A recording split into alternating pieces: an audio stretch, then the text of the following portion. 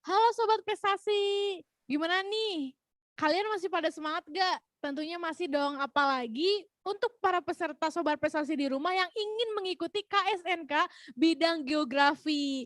Nah, kita jangan lama-lama lagi yuk. Acara selanjutnya kita akan mendengarkan arahan sekaligus informasi apa sih yang akan diberikan dalam pelaksanaan teknis lomba KSNK bidang geografi. Nah, nanti yang akan menyampaikan adalah Bapak Bintang Erwananda dan Kak Hafiz Muhammad Yudhaifa. Selaku tim juri, kepada Bapak Bintang dan Kakak Hafiz, waktu dan tempat kami persilahkan. Oke, selamat sore semua adik-adik di seluruh wilayah Nusantara. Mohon Dari Sabang maaf Pak, sampai... masih di mute. Oh, udah ngomong sih. Apa nggak kedengeran? Kayaknya udah. Halo? Halo, sudah Pak, sudah terdengar. Oh, sudah ya? Ini saya komputer ya. Sudah kedengeran ya? Sudah. Sudah? Sudah Pak. Oke. Ya, jadi selamat sore adik-adik, sobat prestasi, teman-teman yang akan mengikuti KSNK bidang geografi dari Sabang sampai Merauke di seluruh wilayah Indonesia. Jadi perkenalkan saya Bintang Rahmatwananda selaku Wakil Ketua Tim Olimpiade Geografi Indonesia, dalam hal ini mewakili Pak Samsul Bahri selaku Ketua Tim Olimpiade Geografi Indonesia, dan juga nanti untuk penjelasan teknis lebih lanjut akan dijelaskan oleh Saudara Hafiz Muhammad Yudhaifa yang nanti akan bergabung juga. Jadi sebagai pembukaan bahwa kita mengetahui kita telah melaksanakan KSN, rangkaian KSN ini secara online sejak tahun lalu. Jadi sejak tahun 2020 di mana terjadi pandemi, dan kita tidak bisa berkumpul lagi seperti awal dulu kita sering melaksanakan KSN, maka yang dilakukan adalah dengan menggunakan bantuan dari sistem daring ini. Nah, jadi jika kita perbandingkan antara kondisi normal dan kondisi pandemi, kalau murni pada tahun sebelum-sebelumnya, sebelum tahun 2020, tentu kita semua mengetahui bahwa pelaksanaannya terpusat di pusat-pusat tes, kemudian pelaksanaannya juga paper and pencil test, yaitu lembar jawabannya masih manual, apa segala macam. Tapi untuk tahun 2020 itu dilaksanakan, kalau tingkat kota waktu itu karena belum masuk masa pandemi, itu masih dilakukan secara konvensional, tapi untuk tingkat provinsi dan nasional itu murni dilakukan online di rumah masing-masing. Walaupun setelah kami evaluasi, secara pelaksanaan itu tetap kita nilai sportif, namun rasa-rasanya untuk tahun ini di tingkat kabupaten kota, itu kita mengetahui bahwa pelaksanaannya walaupun dilakukan secara online, tapi tetap dipusatkan di pusat-pusat tes tertentu, yaitu di sekolah atau di tempat-tempat yang telah ditentukan.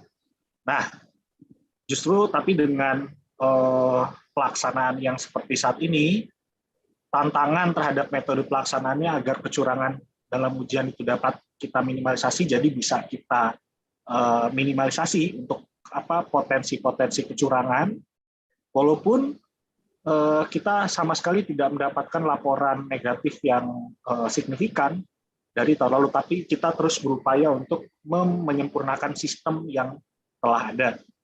Nah, dan juga sebenarnya kalau tahun lalu ini kan karena tidak dilakukan di sekolah atau tidak di ini, jadi dapat dilakukan di mana saja selama terdapat koneksi internet, tapi dan juga tahun lalu terdapat kendala di mana ada teman-teman yang tidak bisa mengakses soal karena kondisi internet. Tapi sekarang itu kita antisipasi dengan berkumpulnya di tempat-tempat tes yang telah ditentukan, akses internet setidak-tidaknya dapat kita jamin ada, atau kita usahakan supaya teman-teman tetap terakses atau terhubung dengan secara daring melalui jaringan internet.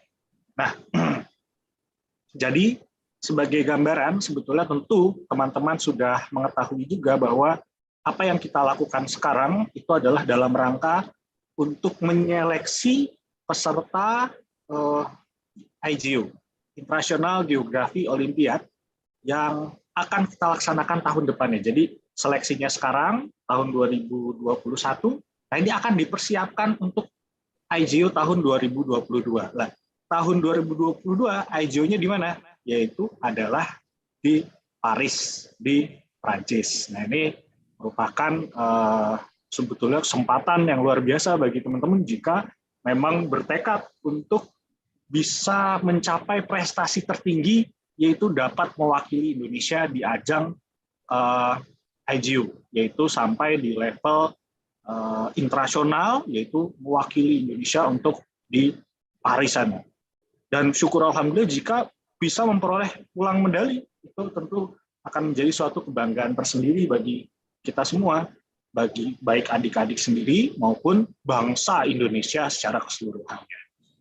Tapi untuk mencapai fase itu tentu ada tahapan-tahapan, yaitu yang pertama harus dilalui, itu tentu saja di tingkat sekolah, baru sekarang tingkat kota, lalu tingkat provinsi nanti, dan ada di tingkat nasional, serta penggemblengan di tingkat pelatihan nasional atau pelatnas kita sebut. Nah, untuk itu, untuk melalui tahapan-tahapan yang sangat panjang itu, ya dimulainya dari tahap yang sekarang ini adalah tahap yang ibaratnya sebagai pacu lari, jadi sebagai titik tolak awal lesatan atau loncatan daripada adik-adik di masa yang akan datang. Karena apa? Jika adik-adik secara serius mengikuti Olimpiade ini, betul-betul niat, ikhtiar, kemudian doa juga, itu insya Allah akan mendapatkan apa yang sesuai juga setimpal, dalam artian misalkan beberapa kemudahan seperti apakah itu beasiswa, karena kita tahu juga kalau LPDP atau kalau mau sekolah ke luar negeri untuk S2 dan S3 itu ada jalur khusus untuk pemenang Olimpiade, itu sudah ada jalurnya sendiri. Jadi jangan cuma bermimpi untuk sampai tingkat provinsi atau tingkat nasional saja, tapi bermimpilah sampai kepada tingkat internasional, karena hitung-hitung wah bisa foto juga di depan Menara Eiffel atau bisa foto di depan Arc of Triomphe, yaitu yang gerbang yang di Paris itu kan. Oke. Paling itu saja supaya adik-adik, yang saran saya adalah walaupun ini adalah tingkat kota, kita memulai untuk tingkat kota, tapi sudah ada visi untuk sampai ke tingkat internasional. Jadi aim higher. Jadi jangan cuma aim-nya itu kota, provinsi, itu terlalu kecil.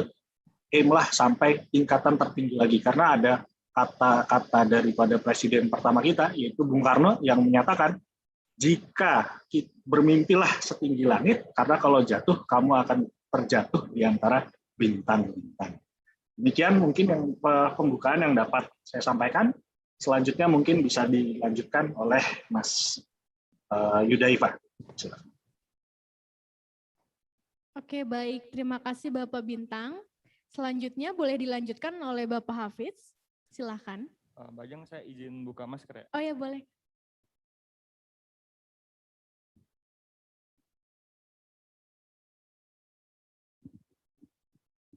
Bismillahirrahmanirrahim. Ya teman-teman, perkenalkan kembali, nama saya Hafiz Muhammad Yudhaifa. Saya dari tim Olimpiade Geografi Indonesia. Jadi seperti yang kita tahu, untuk kita supaya bisa mengikuti KSN untuk tingkat kota ini, kita diberikan fasilitas oleh Pusat Prestasi Nasional untuk mencoba atau mengikuti simulasi. Boleh Mas Fadel ke presentasinya? Jadi di sini saya akan mencoba untuk menjelaskan mengenai penjelasan teknis, mulai dari petunjuk umum hingga petunjuk khusus untuk bidang geografi. Oke, mulai dari yang pertama, untuk pelaksanaan petunjuk umum, pelaksanaan uji coba dari KSNK ini, nanti adik-adik semua akan dikumpulkan di sekolah atau di tempat-tempat yang sudah ditentukan. rencananya pada tanggal Jumat 28 Mei 2021. Untuk mengenai waktunya nanti akan diumumkan lebih lanjut. Kemudian karena kita ini masih menjalani simulasi, jadi nanti kita akan mencoba simulasi dengan 50 soal geografi, di mana waktu yang disediakan adalah 90 menit. Tapi 50 soal geografi dan waktu 90 menit ini hanya disimulasi. Untuk di KSNK-nya sendiri, itu nanti soalnya akan ada 100 pilihan ganda dan waktunya 180 menit.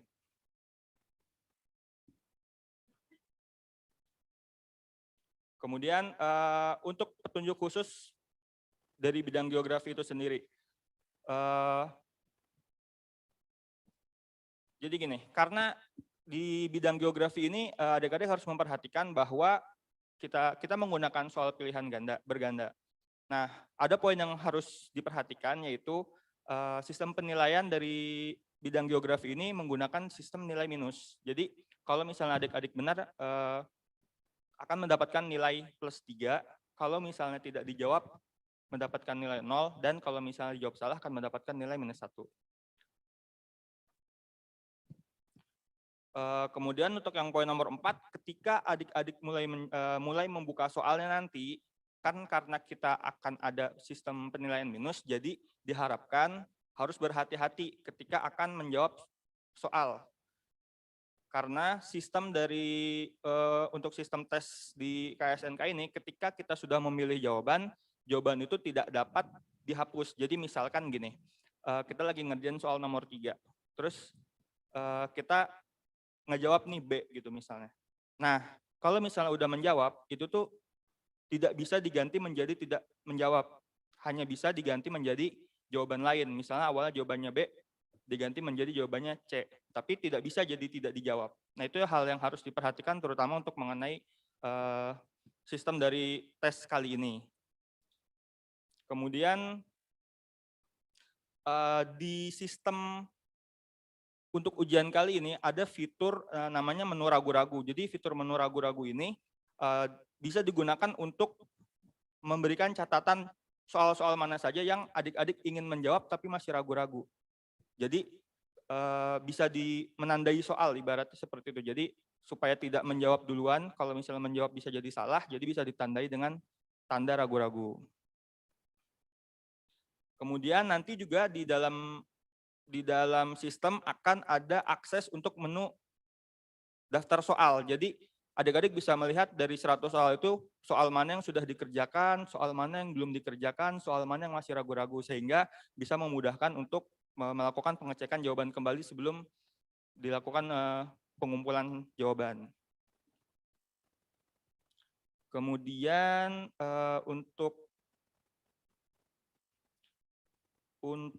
untuk simulasi besok, nanti adik-adik akan diberikan 2 username. Jadi 2 username ini digunakan, jadi adik-adik bisa mengerjakan simulasi ini sebanyak 2 kali. Gitu. Jadi, tapi tidak diwajibkan untuk mengikuti 2 kali, minimal sekali. Kalau misalnya ada yang masih penasaran, ada yang masih ragu cara menjawabnya, atau ada yang mengalami masalah kendala teknis, nanti bisa menggunakan username kedua untuk mencoba simulasi kembali. Kemudian untuk poin nomor 10, untuk pelaksanaan ujian geografi ini diperkenankan menggunakan kalkulator. Sebelumnya Mas Fadil. Jadi karena yang akan kita lakukan tanggal 28 ini adalah hanya berupa untuk simulasi, jadi nilai akhir dari simulasi ini tidak akan dipublikasikan. Oke. Masuk ke, nah ini adalah halaman pertama yang adik-adik akan lihat ketika sampai ke ruangan tes. Jadi komputernya nanti akan disiapkan oleh panitia pengawas dan proktor, sehingga adik-adik akan ketika duduk akan dihadapkan dengan halaman seperti ini. Nah, di sini yang harus diisi yaitu ada 2. Yang pertama username dan yang kedua password dari username tersebut. Nanti username dan password ini akan diberikan oleh pengawas dan proktor setempat. Kemudian setelah memasukkan username dan password, nanti akan ada 3 kolom yang harus diisi. Yang pertama adalah nama, yang kedua adalah tanggal lahir, dan yang ketiga adalah token. Token ini nanti akan diberikan oleh pengawas ketika adik-adik akan memulai simulasi ataupun ujian. Jadi untuk di halaman kedua ini hanya mengisi 3 itu, mengisi nama, mengisi tanggal lahir, dan mengisi token yang diberikan oleh pengawas. Kemudian selanjutnya setelah diberikan token oleh pengawas, adik-adik bisa mulai masuk ke dalam soal, dan jika ingin memulai ujian, itu bisa diklik mulai. Waktu itu akan dihitung ketika adik-adik sudah mengklik tombol mulai. Habis itu baru waktu mulai dihitung. Masuk ketika kita sudah membuka halaman soal, di sini ada beberapa menu yang bisa diakses. Yang pertama itu adalah halaman soalnya ini sendiri, yaitu di halaman yang bagian muka soal, di tengah ada gambar dan ada soalnya. Terus di bawahnya ada pilihan jawaban berupa pilihan berganda A sampai dengan E. Jadi ada 5 pilihan. Nah, untuk menjawab pilihan tersebut bisa diklik di bagian huruf pilihannya. Seperti misalnya dikliknya di bagian A, B, atau C-nya atau D-nya. Kemudian di bawah itu ada, yang di sebelah kiri itu ada menu untuk kembali ke soal sebelumnya. Sedangkan menu di tengah itu untuk menandai soal ragu-ragu. Kemudian di sebelah kanan itu ada menu untuk lanjut ke soal selanjutnya. Kemudian juga di atas kanan itu ada menu daftar soal. Jadi di sana nanti bisa melihat daftar-daftar soal. Bisa lanjut. Nah, ini jadi kalau misalnya adik-adik mengklik menu daftar soal, nanti akan ada tampilan seperti ini. Untuk penjelasannya, di bagian kotak yang tengah itu yang nomor 1 warna hitam. Terus di atasnya ada lingkaran kecil lagi. Untuk angka 1 dan warna hitam itu berarti warna hitam itu adalah soal yang sudah diisi dan jawabannya bisa dilihat di yang bagian lingkaran kecil. Kemudian yang kedua yang di sebelahnya itu di nomor 3 ada angka berwarna kuning. Itu berarti adalah soal yang ditandai ragu-ragu, di mana berarti soal itu tuh adik-adik tandai ragu-ragu. Jadi ketika nanti setelah sampai ke nomor 100 adik-adik ingin melakukan pengecekan kembali, bisa dilihat di daftar soal ini, dilihat soal-soal yang berwarna kuning, kemudian dikerjakan atau tidak dikerjakan, yang penting tanda ragu-ragunya itu dihapus. Jadi kalau misalnya udah kembali ke soal itu, udah nemu jawabannya, silahkan dijawab. Tapi kalau misalnya ternyata nggak nemu jawabannya, ya udah nggak usah dijawab, tapi centang ragu-ragunya di checklist kembali.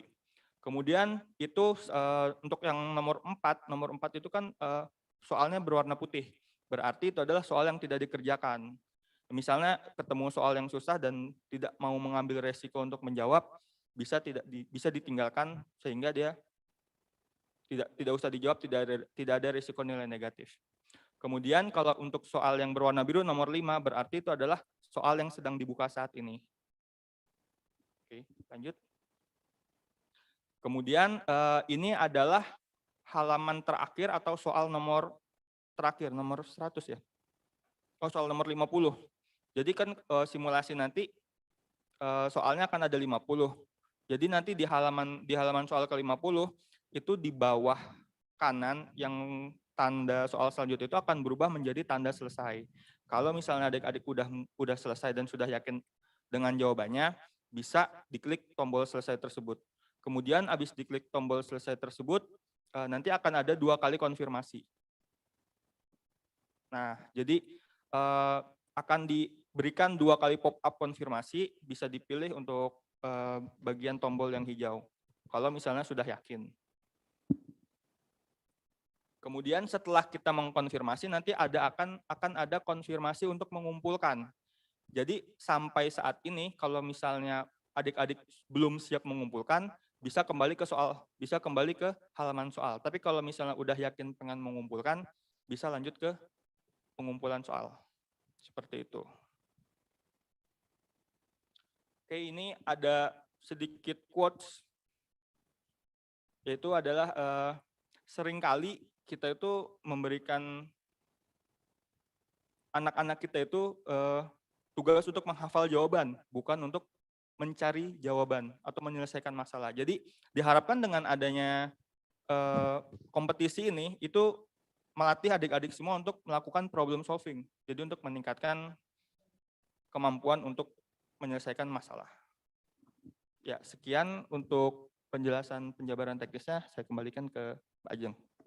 Oke, baik. Terima kasih banyak Kakak sudah memberikan informasi dan materi terkait dengan teknis dan juga non teknis untuk para peserta KSNK bidang geografi. Nah, untuk sobat prestasi yang ingin bertanya atau masih belum paham terkait materi yang sudah dipaparkan oleh Kak Hafiz dan Kak Bintang, bisa langsung klik link di deskripsi YouTube. Oke Kak, mungkin ada beberapa pertanyaan atau dari aku dulu deh Kak pertanyaannya. Kakak, apakah ada kebijakan atau peraturan yang berbeda terkait KSNK tahun sebelumnya sama sekarang, tapi khusus untuk geografi? Untuk peraturan dari KSNK tahun lalu, mengingat tahun lalu itu kan belum full daring ya, maksudnya belum full online. Jadi kalau yang sekarang udah full online, jadi kita ada peraturan baru itu terutama untuk mengenai cara menjawab soal tersebut. Kalau misalnya tahun lalu kita misalnya mau mengganti jawaban itu masih bisa untuk jadi tidak dijawab gitu, atau masih bisa mengganti. Kalau misalnya sekarang kita salah satu aturan yang barunya itu adalah ketika sudah menjawab tidak bisa ditarik. Ya, bisa dirubah tapi tidak bisa ditarik jawabannya. Oke, baik. Itu penjelasannya. Nah, Kak, ada pertanyaan nih. Untuk soal KSN geografi tersebut materinya mengenai apa saja, Kak? Mungkin kisi-kisi, Kak.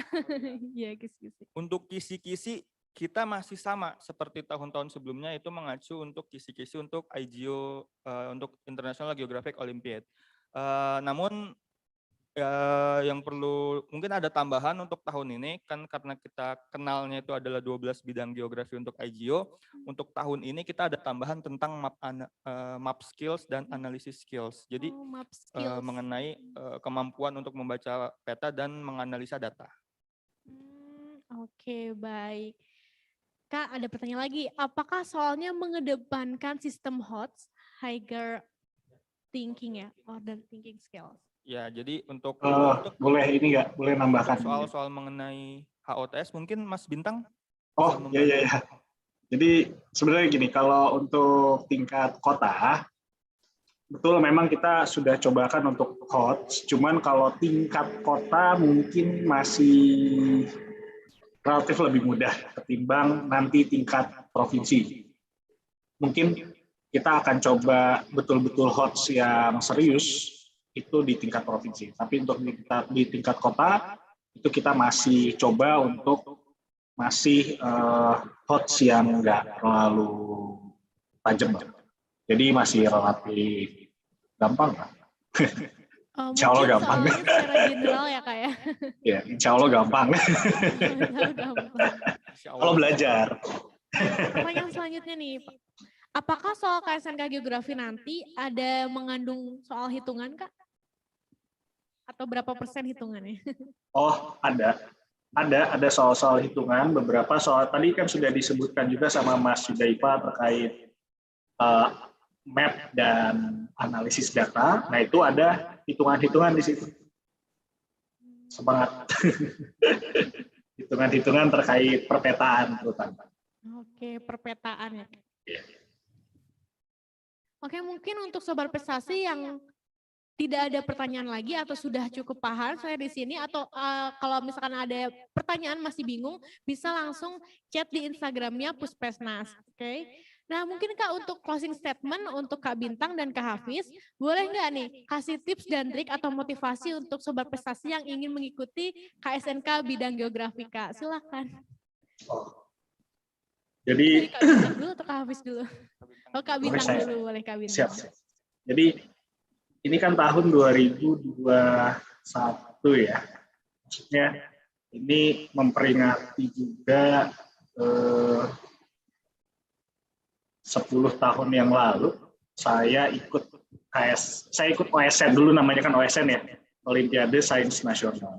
10 tahun yang lalu saya juga ikut OSN untuk dulu bidang saya kebumian, sebelum bidang yang tadi sebelum tadi geografi kan ada bidang kebumian dulu 10 tahun yang lalu, nggak kerasa saya ikut bidang kebumian. Itu tingkat kota, kemudian tingkat provinsi dan nasional. Tapi yang tadi saya sampaikan bahwa aim saya bukan nasional, aim saya bukan provinsi saja, tapi saya sudah membayangkan saya ikut ISO di Argentina. Saya sudah membayangkan saya membawa bendera Indonesia di Argentina. Jadi itu yang benar-benar membakar semangat untuk belajar. Dan juga bayangan saya waktu itu adalah saya bisa masuk IPB tanpa tes, saya bisa dapat beasiswa segala macam. Jadi OSN ini memang dampak jangka pendeknya nggak terlalu terasa, tetapi dampak jangka panjangnya luar biasa. Jadi lagi-lagi kalau memang teman-teman mau serius untuk mengikuti OSN ini, seriuslah dan aim higher. Jadi jangan hanya untuk level provinsi, level nasional, tetapi coba bayangkan kamu akan mewakili Indonesia di Paris, di Paris Pride. Kan lumayan tuh buat apa konten di Instagram kalau zaman sekarang kan gitu. Buat konten di Instagram tuh, wah di Paris ya kan, pasti ganteng tuh, pasti ganteng, kemudian apa bisa menarik juga kan. Monggo, silakan Mas Yudaifa ini juga dulunya ini alumni juga. Jadi mungkin jadi beliau dulu peraih medali perak ya kalau nggak salah di tingkat nasional, luar biasa sekali, dan ikut rangkaian pelatnas itu sampai hampir terpilih kalau nggak salah menjadi timnas. Tapi sedikit beda nilainya karena apa? Yang lain lebih rajin ya. Monggo Mas Yudaifa silakan. Iya, benar sih kata Mas Bintang. Dulu pengalaman saya ya sampai ke Pelatnas 3. Cuma kebetulan beruntungnya ada 4 orang lain yang lebih rajin dan lebih knowledge dari saya begitu, Mas. Jadi saya ingin menyampaikan aja bahwa usaha itu tidak akan mengkhianati hasil. Karena kalau misalnya saya dulu membandingkan teman-teman saya yang 4 itu memang usahanya tuh keras gitu. Maksudnya mereka gigih, mereka juga sudah aim tinggi, sedangkan saya waktu dulu masih aimnya mungkin masih tingkat nasional. Jadi merujuk ke apa yang dibilang Mas Bintang ya, kejarlah, gapailah cita-cita setinggi langit, karena kalau misal jatuh masih ada di bintang-bintang. Nah mungkin dulu cita-cita saya setinggi langit, nah jatuhnya di bintang aja gitu. Jadi masih di level nasional. Belum nyampe langit gitu, teman-teman yang 4 yang bisa sampai langit gitu. Tapi maksudnya usaha itu tidak akan mengkhianati hasil. Sekian. Oke, baik, luar biasa. Terima kasih banyak kepada Bapak Hafiz dan Bapak Bintang telah memberikan informasi yang sangat penting untuk para peserta KSNK bidang geografi, baik secara teknis maupun non teknis. Nah, mungkin aku ada sedikit conclusion atau simpulan dari yang sudah dipaparkan pemateri, bahwa untuk soal KSNK bidang geografi terdapat untuk simulasi 50 soal, dan untuk pelaksananya tersendiri ada 100 soal di mana harus dikerjakan selama 180 menit, dan sistem penilaian itu minus. Ada -1 jika tidak terjawab dan dapat poin 4 jika terjawab ya Kak. Plus 3 jika dijawab. Oke. Minus 1 jika tidak dijawab. Jika dijawab salah. Jika dijawab salah dan tidak dijawab 0. Oke. Baik, terima kasih Kak. Dan mungkin untuk sobat prestasi, kemampuan yang dibutuhkan untuk menyelesaikan berbagai soal di KSNK Geografi ini, yang pertama pasti kalian harus mempunyai kemampuan untuk pemetaan, penyelidikan terhadap soal-soal yang tertera, dan juga harus bisa menganalisis bagaimana menginterpretasikan dari soal-soal tersebut. Oke, jangan lupa ikuti protokol kesehatan karena KSNK dilaksanakan di sekolah. Oke, baik, terima kasih banyak Kak Hafiz dan Kak Bintang. Mohon maaf bila ada kesalahan kata. Nah, sobat prestasi, jangan kemana-mana lagi ya, karena ada narasumber terakhir dari KSNK bidang ekonomi. Untuk itu tetap bersabar dan stay tune. Terima kasih.